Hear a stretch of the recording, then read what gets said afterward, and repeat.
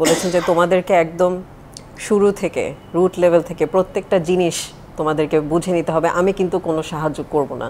আমাদের আসলে ওরকম মানে সচ্ছলতা অনেক পরে এসেছে, এটা আমি দেখেছি, কারণ আমি সবচেয়ে বড় মেয়ে, আমি সবচেয়ে বড় সন্তান। আমি দেখেছি আমার বাবা মা কীরকম কষ্ট করেছেন। কে কত দামি জিনিস পড়বে, কিভাবে করবে, কোথায় যাবে, দেশে যাবে না বিদেশে যাবে, একটা টার্গেট ছিল যে বড় হওয়ার, একটা কিছু করার। ঢাকা বিশ্ববিদ্যালয়ে লেখাপড়া করলাম, শেষ করলাম, তখন মনে হলো যে এই সব কিছুর পরিবর্তনের জন্য একটা এন্টারপ্রেনিয়রশিপ দরকার। তো এইভাবেই আমি এটা শুরু করি। না, চাকরির চেষ্টা করেছি, না ছিল মনের ভিতরে। আগে তো ভর্তি হয়েছিলাম সিএসপি হওয়ার জন্য, পাকিস্তানের সিভিল। আমি ম্যাট্রিকের লাস্ট ব্যাচ 70। যে আমাদের পরিবারে কিন্তু কেউ ব্যবসা করেনি, I am the first generation. জনাব আজমজি চৌধুরী, আপনাকে দিয়ে আলোচনাটা শুরু করতে চাই। আপনি যখন ছাত্র ছিলেন আর এখন এত বড় ব্যবসায়িক সাম্রাজ্য গড়ে তুলেছেন, আপনার কাছে ঈদের আনন্দটা কোন সময় বেশি ভালো ছিল, এখন নাকি ছাত্র অবস্থায়? আমার কাছে ঈদের আনন্দ ছাত্র জীবনের সবচেয়ে বেশি ছিল আমি মনে করি, কারণ ওই সময় একটা বাধাহীন জীবন ছিল আমাদের ছোটোবেলা, এবং খুব অল্পতেই আমরা তুষ্ট ছিলাম।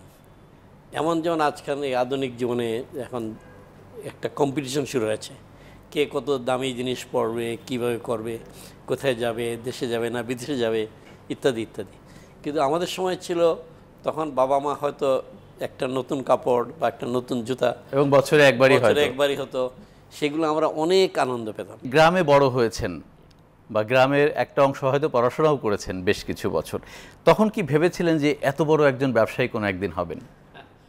এগুলো তো কখনো কল্পনাই করি নাই। তবে আমি ব্যক্তিগতভাবে খুব বলা যায় অ্যাম্বিশাস একজন পার্সন ছিলাম। আমি ছোটোবেলা থেকেই আমি মনে করতাম যে আমি যে লেখাপড়া করছি, আমার কোথায় যাব, কি আমার ডেস্টিনেশন, কখনো মনে হয়নি। তবে একটা টার্গেট ছিল যে বড় হওয়ার, একটা কিছু করার। ঢাকা বিশ্ববিদ্যালয়ে লেখাপড়া করলাম, শেষ করলাম, তখন মনে হলো যে এই সব কিছুর পরিবর্তনের জন্য একটা এন্টারপ্রেনিয়রশিপ দরকার।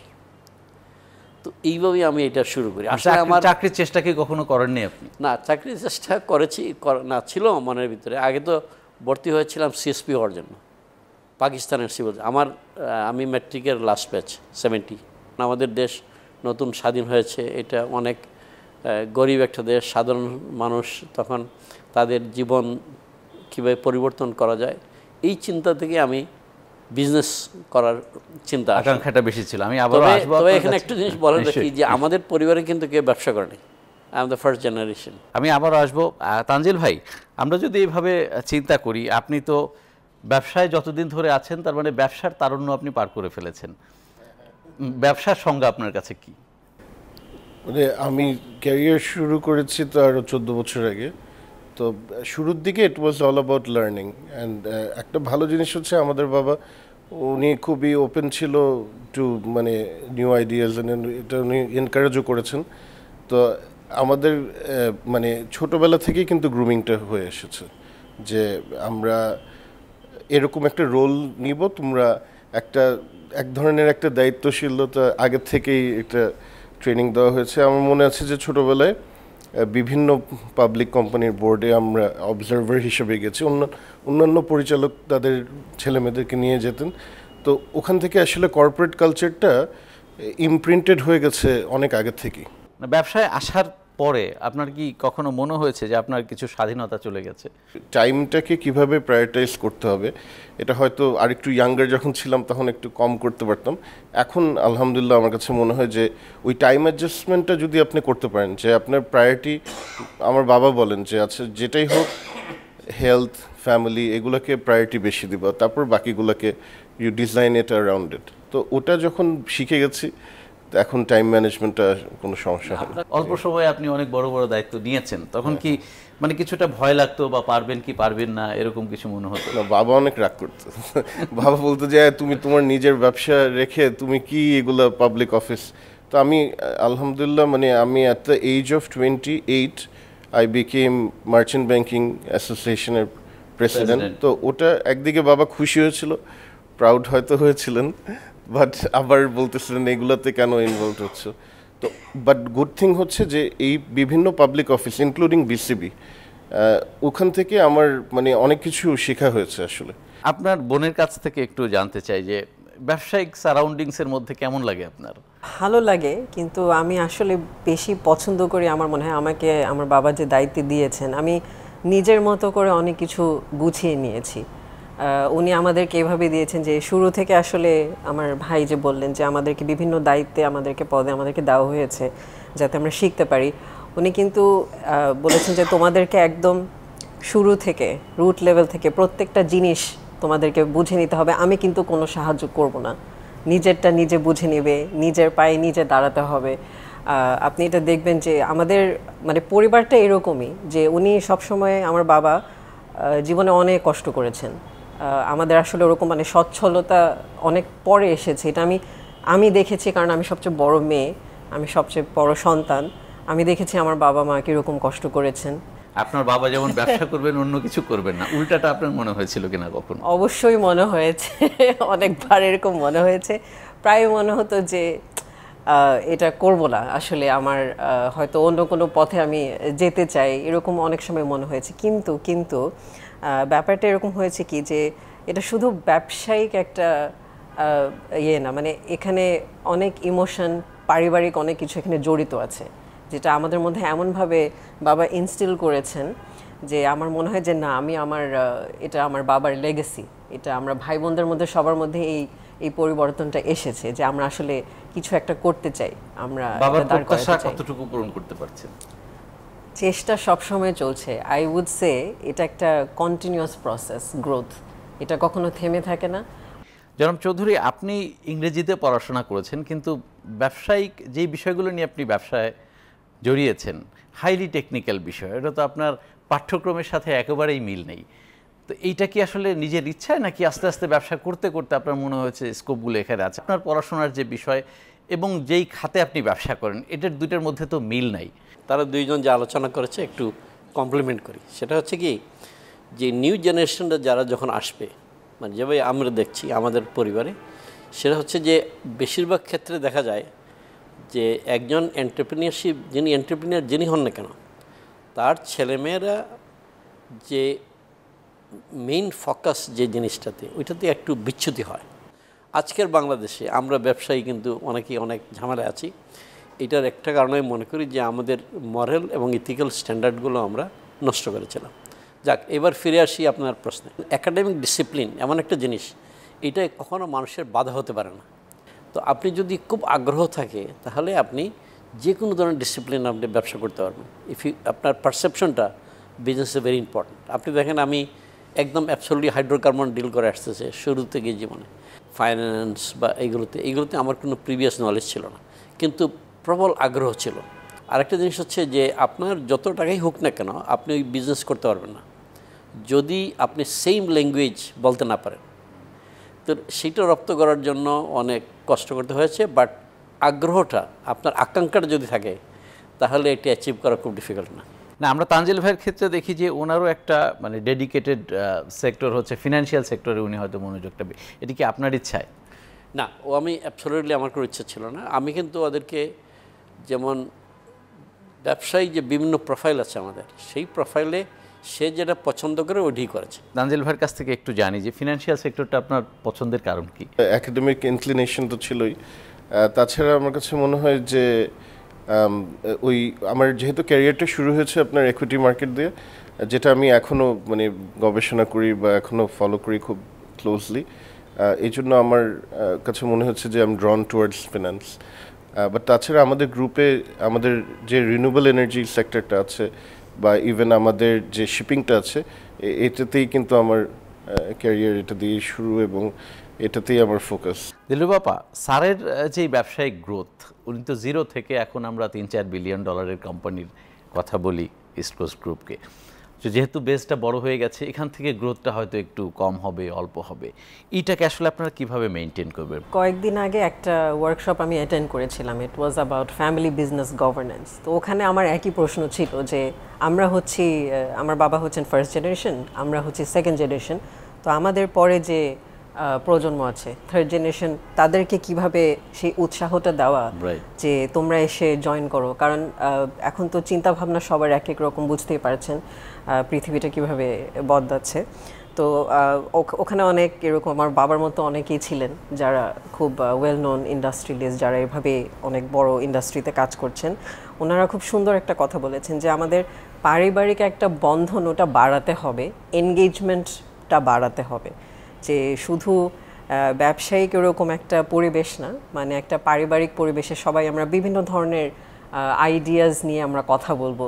কখনো কি মনে হয় যে আপনার বাবা তো সবই করে রেখেছেন, আপনাদের আর কি করার আছে? এরকম আমার আসলে মনে হয় these are very big shoes to fill for me. কিন্তু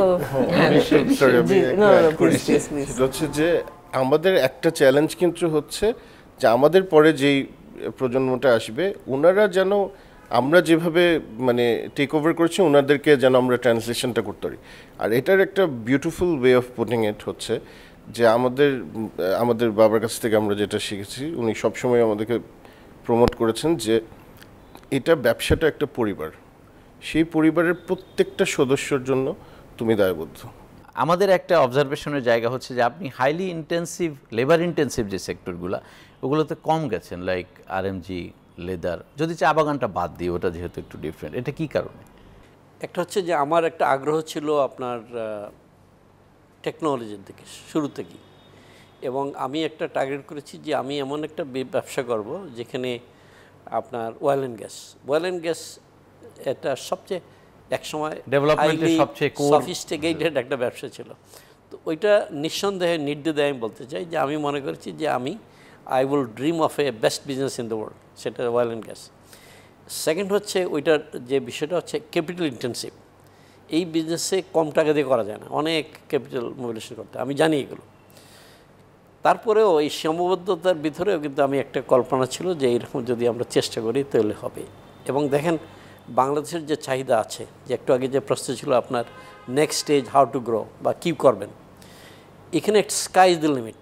আপনি বাংলাদেশের যে ডিমান্ড চাহিদা বাড়ছে, সেখানে আমাদের বর্তমানে যে প্রোডাকশন বা সাপ্লাই চেনে যেগুলো আছে এগুলো ইভেন 30%ও না। ঠিক একইভাবে বাংলাদেশের অর্থনীতির বিরাট পরিবর্তন আনতে হলে আপনি যে অবস্থানে আছেন তার চেয়ে 5 গুণ বেশি বৃদ্ধি করতে বেশি যেতে। তানজিল ভাই, আমি এ পর্যায়ে আপনার কাছ থেকে একটা বিষয় জানতে চাইব। আমরা তো বিশ্বব্যাপী 200-300 বছরের পুরনো কোম্পানির কথা বলি, জেনারেশন টু জেনারেশন তারা ব্যবসা করে আসছে এবং তাদের স্ট্রাকচারটা ভেরি স্ট্রং। আমাদের বাংলাদেশের প্রেক্ষিতে এই ধরনের কোম্পানি একদিন হবে, এই সুযোগ কতখানি? প্রত্যেকটা business has to be structured very well, it has to run autonomously, and একটা কাইন্ড অফ সেলফ রেগুলেশন থাকতে পারে। আমার মনে হয় না যে মানে কিছু কিছু খুবই ট্যালেন্টেড ব্যক্তি এই দেশে জন্মিয়েছে এবং তারা আসলে মানে আই ডোন্ট থিঙ্ক তারা রিপ্লেসেবল, কিন্তু সেটা হয়তো রেপ্লিকেট করা খুব সম্ভব না। কিন্তু যেটা করা সম্ভব সেটা হচ্ছে যে আপনি মানে একটা খুব স্বচ্ছভাবে এবং খুব মেটিকুলাসলি এবং খুব মানে সিস্টেম্যাটিকলি আপনি আপনার অর্গানাইজেশনকে রান করতে পারেন। ওয়ার্ল্ড ওয়াইড তো একটা কনসেপ্ট মোটামুটি প্রচলিত যে 90% কোম্পানি আসলে এইসব ক্ষেত্রে ফেল করে to run for a long time. তো বাকি 10%-এর মধ্যে ইস্ট কোস্ট গ্রুপ যে সাস্টেইন করবে, এই আত্মবিশ্বাস আপনার কথা? এটার আত্মবিশ্বাস আমার আছে এই কারণে যে এনি কোম্পানি তারা যদি ম্যালেবল না হয়, তারা যদি রেডি ফর চেঞ্জ না হয় এবং তারা মানে সময়ের সাথে তারা যদি অ্যাডজাস্ট না করে নিজেদেরকে, তাহলে তারা যদি রিজিড থাকে অর্গানাইজেশন হিসেবে, তাহলে কিন্তু তারা পিছিয়ে পড়ে যাবে। আর আপনি যদি ধাপে ধাপে সময়ের সাথে আপনার নিজেকে ইভলভ করতে থাকেন একটা এভলিউশনের মাধ্যমে থাকে, তখন কিন্তু কোম্পানির লাইফ সাইকেলটা তখন আপনার প্যাটার্নটাই চেঞ্জ হয়ে যায়, কার্ভটা চেঞ্জ হয়ে যায়। দিলু বাবা, বাবার যদি 3টা গুণের কথা বলতে বলি। আমাদের ফ্যামিলির মধ্যে আমার বাবা, উনি খেতেও পছন্দ করেন, খুবই ভালো রান্না করেন, আর আমরাও কিন্তু খুবই ভালো আবার রান্না করতে পারি, এক একজন এক একটা স্পেশালিটি। এরকম প্রায় হয় যে উনি আমাদের জন্য এরকম দাওয়াত দেন, উনি নিজেই অনেক কিছু রান্না করে আমাদেরকে খাওয়ান। না, বাবা ব্যবসায় বেশি সময় দিতে গিয়ে কখনো আপনাদেরকে কম সময় দিয়েছেন, এরকম অভিযোগ আছে? ছোটবেলায় হয়তো একটু মাঝে মধ্যে একটু মন খারাপ হতো যে বাবা হয়তো সময় দিতে পারছে না, কিন্তু বড় হওয়ার পরে আসলে বুঝতে পেরেছি যে কোথায় উনি সময়টা দিয়েছিলেন কি কারণে। কিন্তু এরকম কখনো হয়নি, উনি আমাদেরকে হলিডেতে নিয়ে গিয়েছেন, আমাদের সাথে সময় কাটিয়েছেন। কালচারাল অনেক কিছু শিখেছি বাবার কাছ থেকে। না, এটা অন্য কোনো বাবা করবে কিনা আমি জানি না, বাট ও যখন ইউনিভার্সিটিতে যায়, ওর 1 বছর পরে আমি যাই, তো ওকে নিয়ে গিয়ে ভর্তি করানো, বাসা ঠিক করা, মানে কোথায় থাকবে, কাপড় চোপড় কিনে দেওয়া, রান্না ও আমরা তো তখন পারতাম না। বাজার কিভাবে করতে হবে, কি কোন রুটে বাসে করে যাবে, এবং এটা মানে কয়েক মাস ধরে উনি থেকে এটা আমি কখনো ভুলবো না, মানে দিস ইজ অ্যামেজিং। তো ওই টাইমটাও খুব স্পেশাল, মাঝে মাঝে মনে হয়। রান্নার গুণটা তো আমরা জানতামই না, বাট এই যে ছেলেদেরকে মেয়েদেরকে ব্যবসায় এনেছেন, আপনি কতটা নিশ্চিন্ত যে আপনি যেভাবে ব্যবসাটা বড় করেছেন এরা সেটাকে রক্ষা করে সামনে আরও এগিয়ে নিয়ে যেতে পারবে? দেখুন, আমি একটা জিনিস আগেই বলেছি আপনাকে যে দুইটা ভাগে ভাগ করেন। দেশে যদি প্রথম উন্নতি করতে হয় আপনাকে, তাহলে একা করা যায় না। আর সেকেন্ড যেটা মনে করি, এই যে ফ্যামিলি রেগুলেশন যেভাবে আসছে, আমি মনে করি যে তানজিল আগে আনসার করেছে, একটা স্ট্রাকচার থাকতে হবে। যদি ওয়ান ম্যান ড্রাইভেন হইতে পারবে না। যে কোনো একটা কোম্পানি, কার যেমন আমি খুব পরিচিত মার্কেটে, আজম চৌধুরী সবাই জানে, এবং কেউ আমার কোম্পানির নাম জিজ্ঞেস করে না। যখন আমি কারোর সাথে দেখা করতে যাই, বলে আজম ভাই আসছে, যে কোম্পানিটা কী অনেকে বলতে পারে না। তো এটা মনে করি আমার একটা দুর্বলতা, কারণ আমার কোম্পানির কোম্পানির চেয়ে ব্যক্তি বেশি পড়েছে। তো ব্যক্তি কিন্তু কখনো হয় না, কারণ ব্যক্তির পিছনে একটা অর্গানাইজেশন থাকে এবং ভেরি ইম্পর্টেন্ট স্ট্রাকচার, তার প্রতিষ্ঠান কে চালাচ্ছে, কয়জন আছে লোক আছে একটা। আর থার্ড যেটা হচ্ছে, এই কোম্পানির যে পলিসি যেগুলো হবে বা যারা ইনহেরিট করবে, তাদেরকে ওই মূল্যবোধটা জায়গায় যেটা বলছি, তাদের ফোকাস হবে কোম্পানির প্রতি, তাকে ধরে রাখার মতো হেরিটেজ যেটা আছে এবং আরও কীভাবে নেওয়া যায়। ছেলে মেয়েদের প্রতি আপনার পরামর্শ এবং একই সাথে নতুন প্রজন্মের প্রতি? বিজনেস করতে হলে আপনার সাহস প্রয়োজন, ইউ মাস্ট হ্যাভ কারেজ। আপনার যদি সাহস না থাকে তাহলে আপনি কিছু করতে পারবেন না। সাহস থাকতে হবে এবং সবসময় চিন্তা করতে হবে যে নতুন, ওরা যেমন আমার চেয়েও ভালো বোঝে অটোমেশন কীভাবে করতে হবে, অটোমেশন দিয়ে আমাদের ব্যবসা বাণিজ্যকে আরও বাড়াতে হবে এবং কস্ট কমাতে হবে। এটা ভেরি ভেরি ইম্পর্টেন্ট, যাতে কস্ট কমিয়ে মানুষের কাছে দিতে পারে, সহজলভ্য করা যায়। আপনাদের দুজনের কাছ থেকে একই প্রশ্ন ছোট ছোট করে জানবো যে আগামী 20, 30 বা 50 বছর পর ইস্ট কোস্টকে কোথায় দেখতে চান, তানজিল ভাই এবং দিল্লু আপা? অনেক ফ্রন্টিয়ার ইকোনমি আছে যেখানে অপরচুনিটিস এখনও আছে, অনেক ডেভেলপড ইকোনমি আছে যেখানে আমরা মনে করি যে আমাদের টেকনোলজি, আমাদের যে প্রোডাক্টগুলো আছে সেখানে ভালো করবে। তো সেই মার্কেটগুলোকে অ্যাক্সেস করব আমরা, সেই ধরনের একটা প্রত্যাশা আছে। এবং বাংলাদেশে আপনার এনার্জি সেক্টরে আমরা we are market leader in many industries, সেটাকে আমরা স্ট্রেংথটাকে আরও বাড়াতে চাই। আপনার কাছ থেকে? জি, ওনার সাথে আমি এটা রিফ্লেক্ট করছি যে I would like to see east coast in more new ventures. Renewable energy সোর্সেসের যে ইন্ডাস্ট্রি আছে, এখানে আমি আরও ভালো করে একটা সোশ্যাল ইম্প্যাক্ট, সোশ্যাল ওয়েলফেয়ার, এইসব ব্যাপারে আমার মনে হয় যে ইস্ট কোস্ট গ্রুপকে আমি দেখতে চাই। নিশ্চয়ই, আমরাও সেই প্রত্যাশা করি। অনেক ধন্যবাদ আপনাদের তিনজনকে আমাদেরকে সময় দেওয়ার জন্য, এবং ঈদ মোবারক একই সাথে। ঈদ মোবারক, আপনাকে অনেক ধন্যবাদ। দর্শকের সাথে শেষ করছি আজকের মতো আমাদের ঈদের এই বিশেষ আয়োজন। ভালো থাকবেন সবাই।